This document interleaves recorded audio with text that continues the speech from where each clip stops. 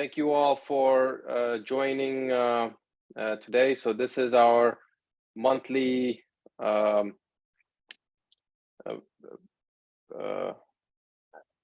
it says January meeting, but this is it's February meeting for our monthly general membership, February 27, as it says here.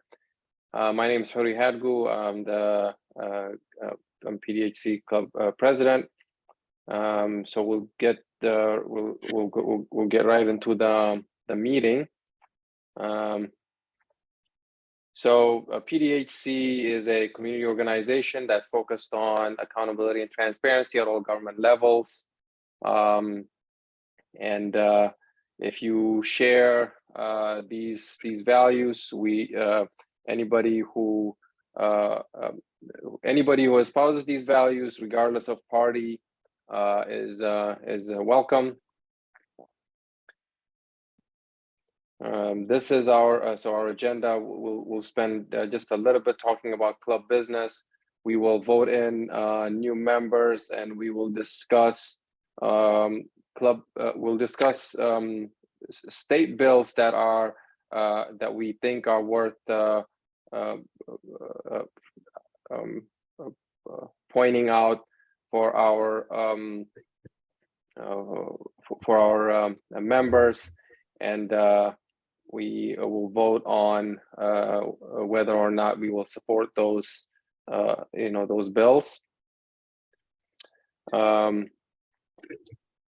So we have just a few announcements. We asked that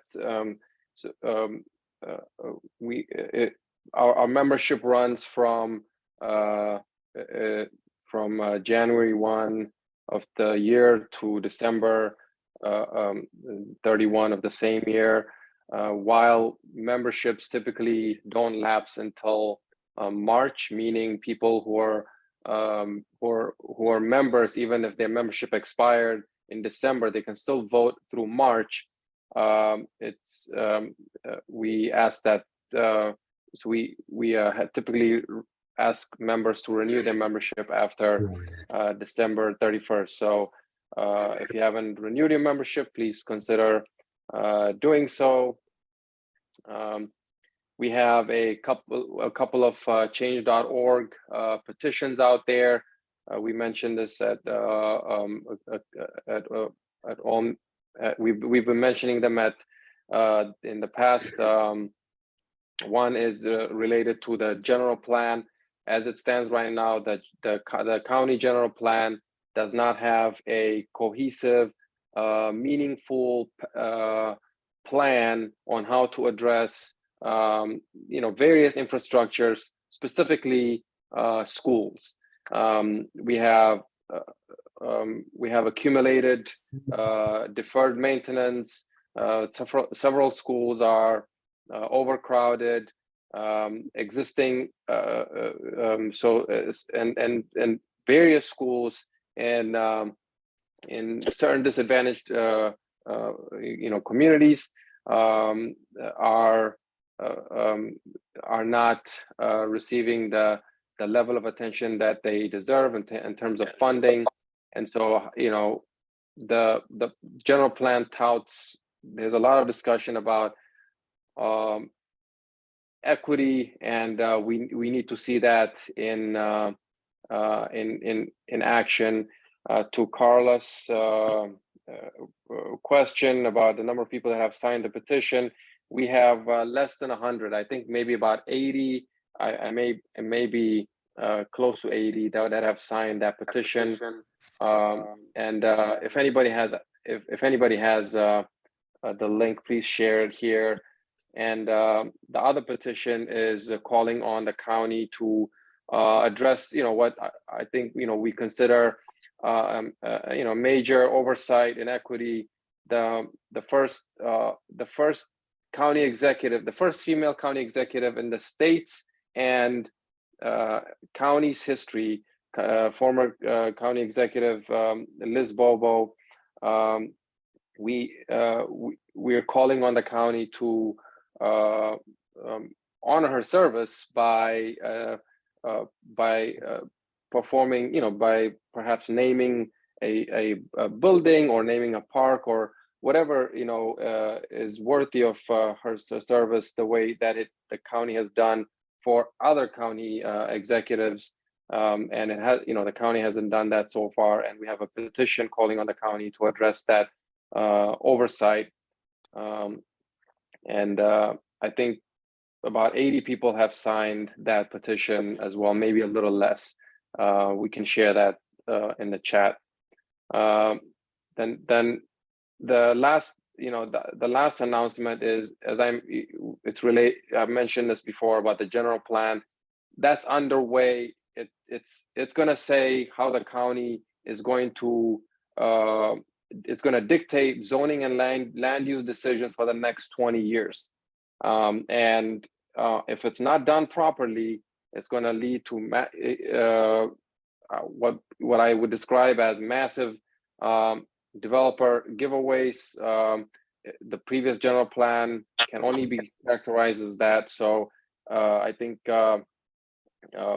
we need to make sure that the next one the next one doesn't do that. And the only way we could, one way we can do that is by getting involved, giving our comments to the county. And the next opportunity to do that is at the planning board on March 9, 2023 at 7 p.m.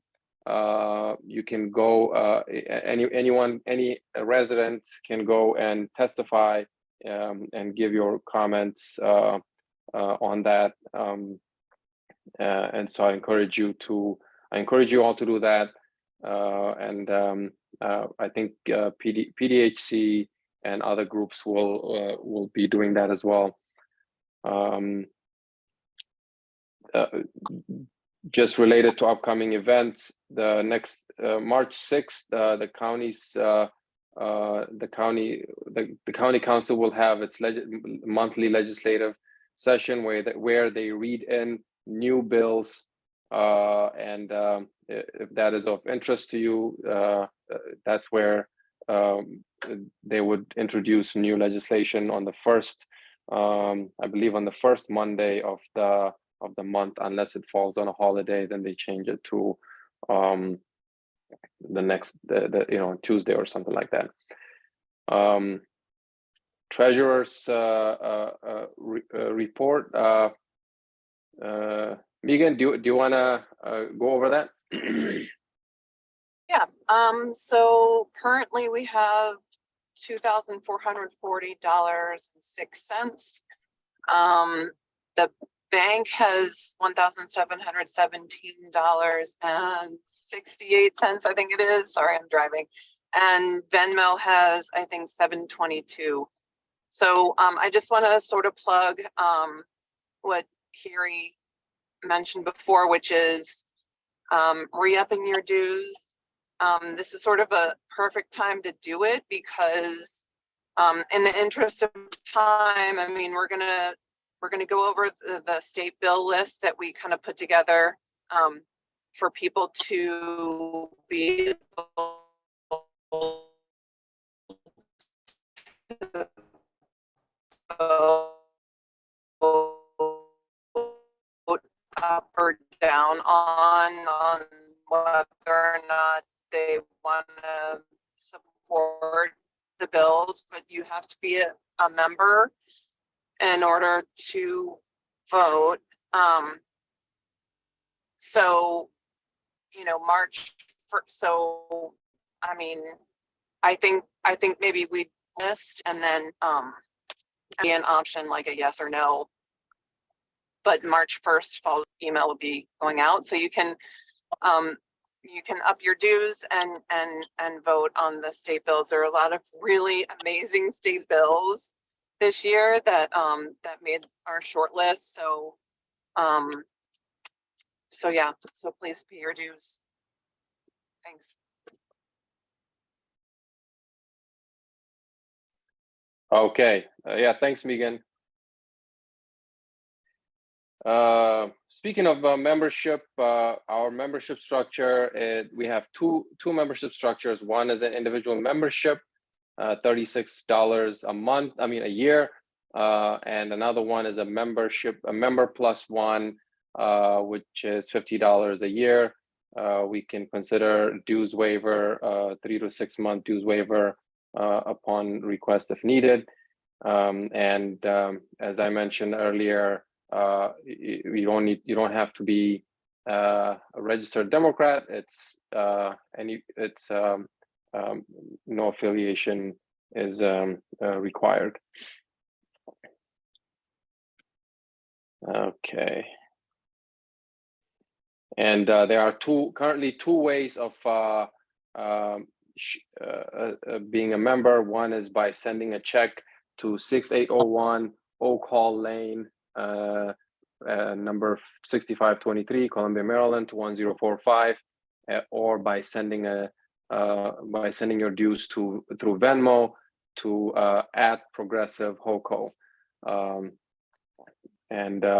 So those are the two ways to do that. Okay, so we, as I mentioned earlier,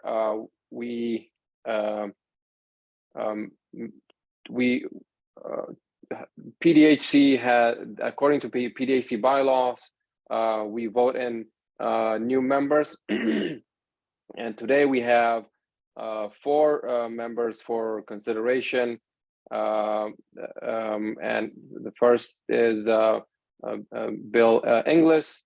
Another one, the next one is Sharon Boyce. Next one is Marge Goodlin, and the last but not least, is Sunmi Brown. So these are the names that we have, that I have with of people that have paid their dues. And if there are others, we can add them to this list now. If there are any, if there isn't any objection,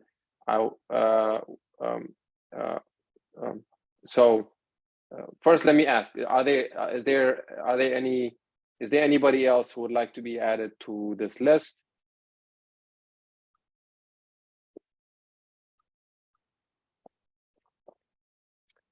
Going once, going twice. Okay. Then my next question is, so my motion would be to approve all the members, with one vote. And if there's any objection to that, then we can discuss it. So I move that we vote in Bill Inglis, Sharon Boyce, Marge Goodlin, and Sunmi Brown as members of PDHC. I second that. Okay. And So it's been moved and seconded. Is there any discussion? Okay. So there's no discussion. If you're a member, please send through chat your vote.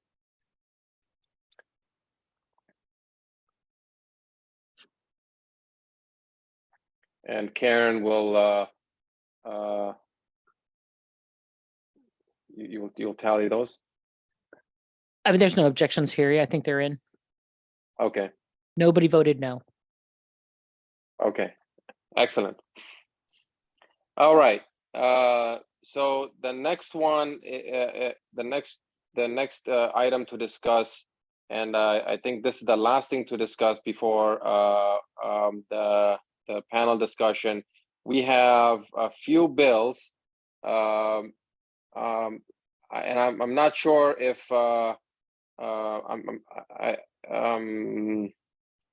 there are. So let's see how maybe we can. So Megan, do you want to briefly go talk about some of these here? Yeah, can you share your screen with the Google Sheet? Yeah. Yeah. Okay, so in the meantime, I'll just sort of give you like a, just start off.